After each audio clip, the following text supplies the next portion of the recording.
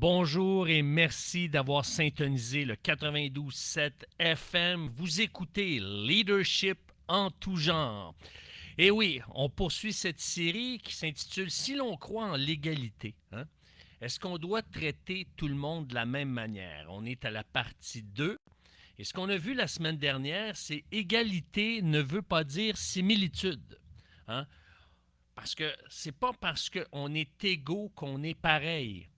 On doit être traité avec le même respect, avec la même dignité. Mais on est égaux même si on est différent. Alors, ce qui arrive, c'est qu'il y a beaucoup d'efforts puis qu'il y a beaucoup de bonnes intentions qui sont investies dans les entreprises pour intégrer plus de femmes dans les postes de haute direction. Et ça, c'est louable, c'est souhaitable et c'est ce qu'on veut. On veut justement que l'apport féminin puisse contribuer à enrichir la dynamique, la culture de l'entreprise, si par exemple elle est caractérisée par une dynamique masculine. De la même manière, c'est ce qu'on veut dans les écoles, plus d'hommes pour justement euh, pour que la dynamique ne soit pas strictement féminine ou caractérisée par une culture féminine. On veut l'apport de plus en plus d'hommes pour qu'il y ait une culture mixte dans l'école, pour que les garçons et les filles puissent grandir sainement.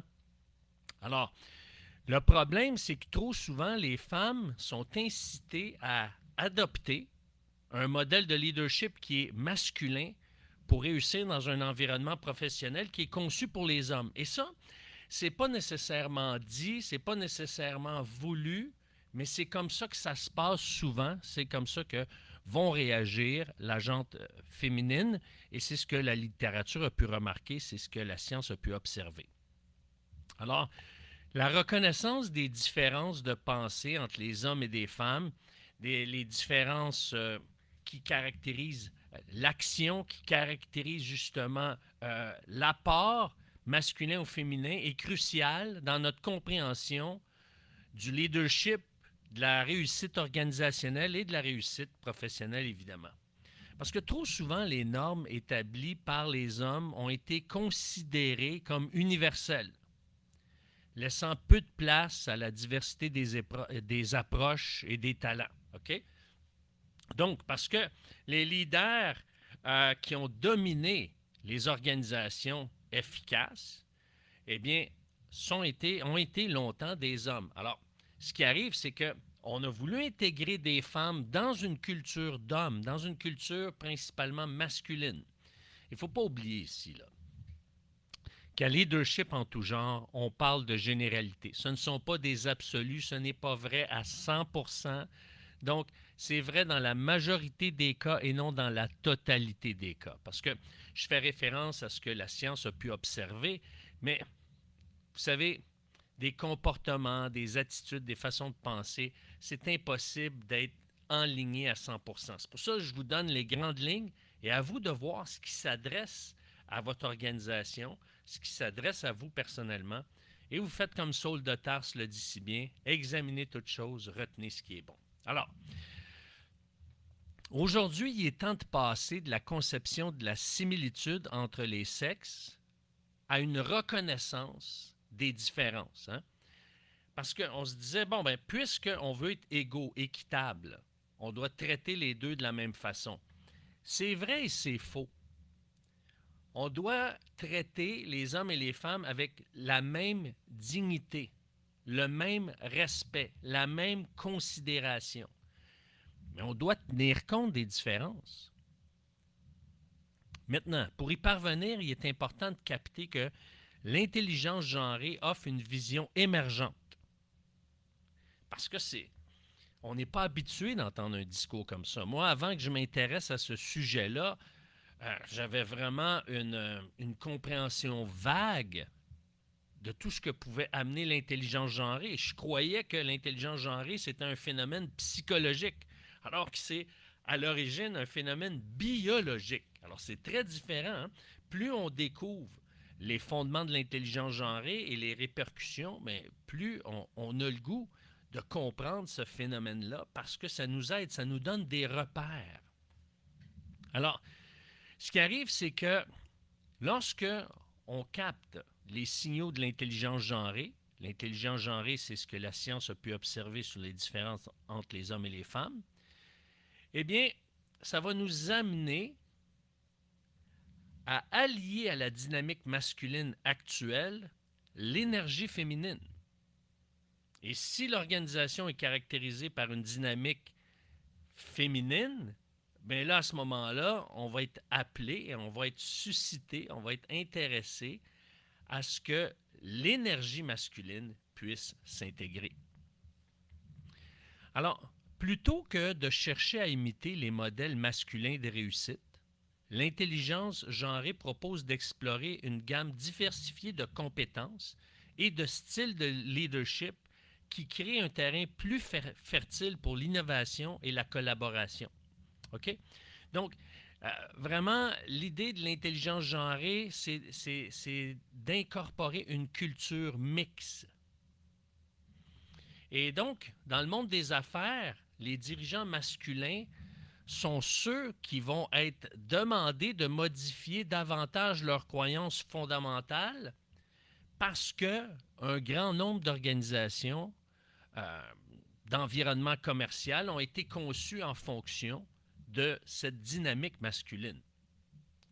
Mais ce qui arrive, c'est que cette dynamique masculine a créé des angles morts dans notre compréhension du leadership et ça affecte à la fois les hommes et les femmes parce que les hommes peuvent vivre, par exemple, de l'opposition, de la résistance, de la méfiance de la part des femmes et des femmes peuvent se sentir inconfortables ou peuvent sentir qu'elles n'ont pas leur place dans l'organisation. Et c'est pour ça que lorsqu'on adopte des traits qui sont qualifiés, règle générale, de masculins, en suivant des modèles de réussite qu'on a pu observer, soit au travers la littérature, soit au travers les statistiques, etc., mais de nombreuses femmes ont involontairement développé des angles morts similaires et ça va même jusqu'à dire, et c'est ce que Barbara Annis et Keith Marone vont mentionner dans leur livre Gender Intelligence, un troisième genre en milieu de travail. Et quel est ce troisième genre? C'est la femme masculinisée.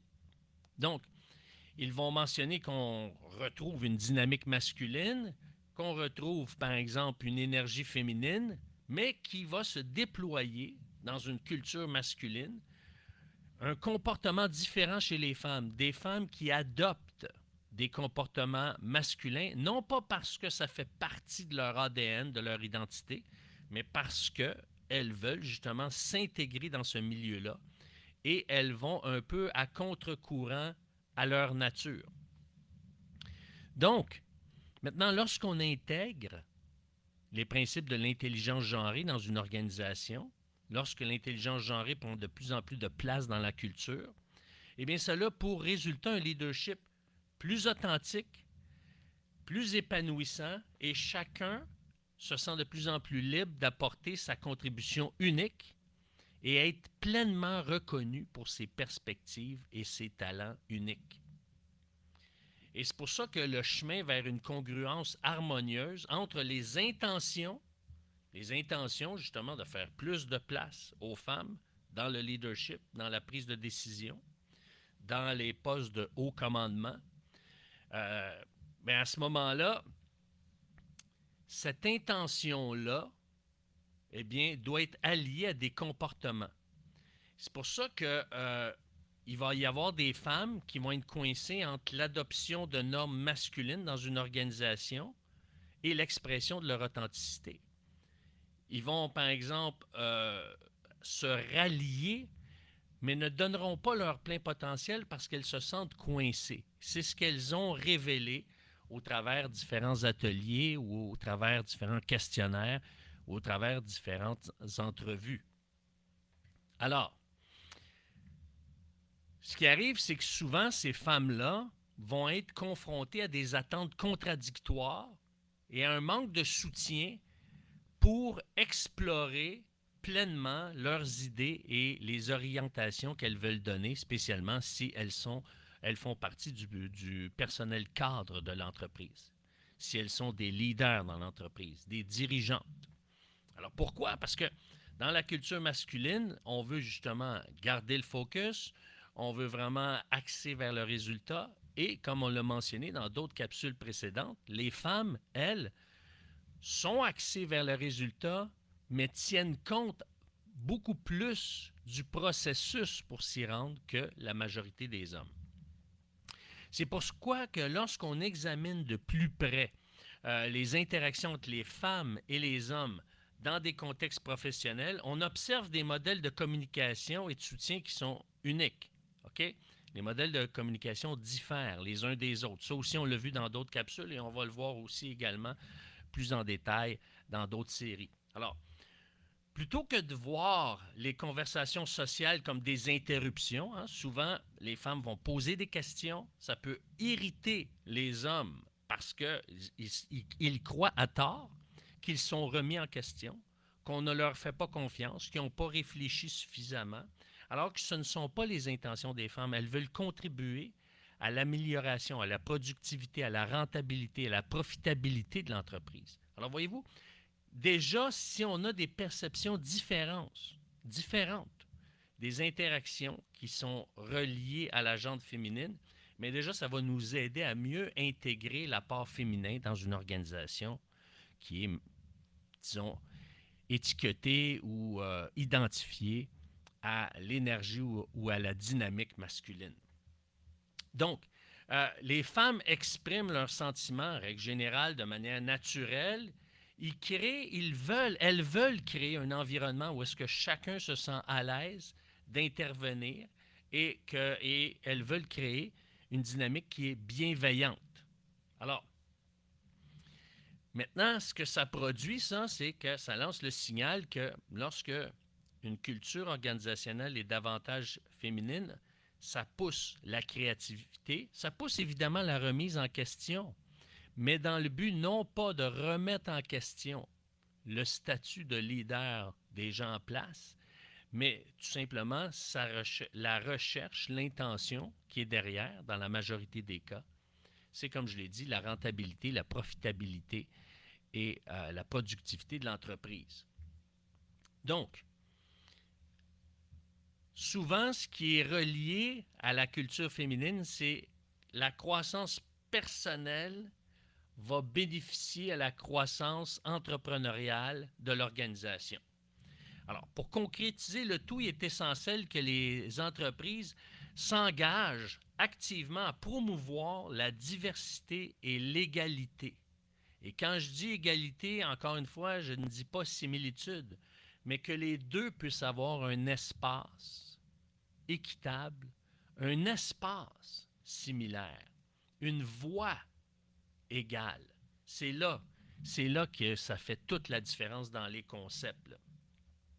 Donc, maintenant, c'est pour ça qu'une organisation a intérêt à organiser des moments où est-ce qu'il y a de la sensibilisation, il y a de la formation. Justement, on partage des articles sur l'intelligence genrée, des capsules comme celle-ci pour initier justement, puis apprendre à repérer les dynamiques qui sont reliées à l'intelligence genrée.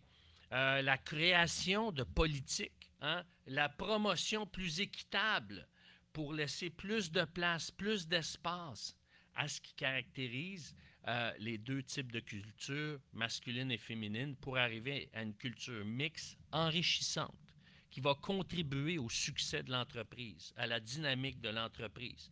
Ça peut être de mettre en place justement tout un système de mentorat, de coaching dans l'entreprise, à court ou moyen terme, pour qu'ensuite ça devienne partie intégrante de l'organisation.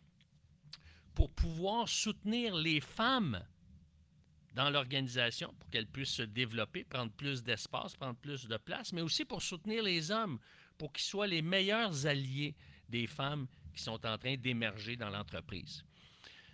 Donc, et si on veut que ça devienne la norme, on veut avoir une culture mixte pour aller chercher le maximum de l'apport, par exemple, de l'énergie féminine, mais c'est important d'intégrer des notions d'intelligence genrée pour encourager l'authenticité et la collaboration. Parce que plus on intègre l'intelligence genrée, plus on fait émerger la collaboration et l'authenticité. L'authenticité parce que Je peux être librement qui je suis dans le contexte de l'organisation en vue de la rentabilité, de la productivité, de la profitabilité de l'entreprise. Mais ça favorise aussi la collaboration parce que j'apprends que l'autre est différent, mais qui veut la même chose que moi.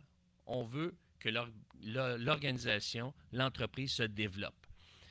Et c'est pour ça qu'en terminant, la reconnaissance des différences de pensée entre hommes et femmes est essentielle pour créer des environnements de travail qui sont enrichissants, équilibrés et inclusifs. Plus j'intègre l'intelligence genrée, plus je développe une mentalité inclusive. Alors, lorsque j'embrasse l'intelligence genrée, ben, je reconnais et j'encourage l'authenticité et ça crée des systèmes qui permettent à chacun de donner le meilleur de lui-même. Chaque personne donne son meilleur, le meilleur de ce qu'elle a à offrir à l'organisation et à l'équipe. Et c'est sûr que ça va changer un changement de mentalité, un changement ça va amener à remettre en question certaines normes, certains processus. Mais ce qui va arriver, c'est que lorsqu'on y croit et qu'on s'organise pour que ça puisse arriver, eh bien, ça va amener des éléments de célébration, des moments de réjouissance qu'on va voir un peu plus tard aussi dans d'autres capsules. Et c'est pour ça que c'est intéressant de comprendre la culture de notre organisation. Et c'est pour ça également que je vous parle de l'outil que j'ai pour évaluer si votre culture d'entreprise est davantage masculine, féminine ou mixte. Vous allez avoir des points de repère, des éléments sur quoi travailler. Donc, en pouvant observer, on pourrait être davantage féminin sur cet aspect-là ou davantage masculin sur cet aspect-là. On est passablement mix, on continue, on est dans la bonne direction. Et ça, cet outil-là est disponible et gratuit. Vous avez simplement à m'écrire à coach@ericlantier.net. C'est coach@ericlantier.net. Et si vous voulez soutenir cette émission pour qu'elle continue à être diffusée sur les ondes du 92.7 FM, vous m'écrivez à la même adresse. C'est coach@ericlantier.net. Et avant que je vous quitte, la semaine prochaine, de quoi parle-t-on? Eh bien, on va passer de la méritocratie qui est dégenrée à une méritocratie qui est basée sur l'intelligence genrée. Donc, qu'est-ce que ça veut dire, ça? Bien, est-ce que le pouvoir est mérité en fonction des compétences ou le pouvoir, les postes de haut niveau sont donnés à ceux qui ont une meilleure compréhension de l'intelligence genrée parce que ça contribue à la profitabilité, à la rentabilité de l'entreprise et surtout à développer une culture organisationnelle qui est inspirante. Sur ce, je vous dis, passez une bonne semaine. Eh bien, on sera ensemble avec vous vendredi prochain. Merci et au revoir.